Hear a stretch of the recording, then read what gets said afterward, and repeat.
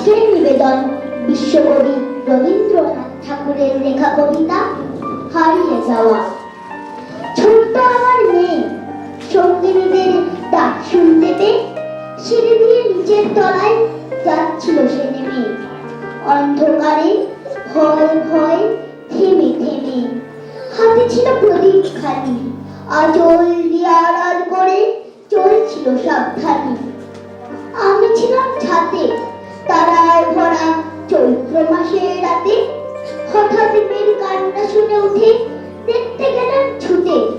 সিঁড়ির মধ্যে যেতে যেতে প্রদীপটা তার নিভে গেছে বাতাসেতে। সুধায় তারে, কি হয়েছে মামি? সে কেঁদে কয় নিচে থেকে, হারিয়ে গেছি আমি।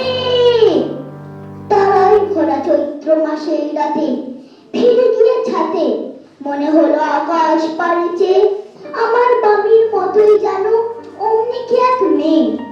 নীলাম্বরের আঁচল খানি ঘিরে দীপশিখাটি বাঁচিয়ে একা চলছে ধীরে ধীরে। নিত্য যদি আলো যদি হঠাৎ যেত থামি, আকাশ ভরে উঠত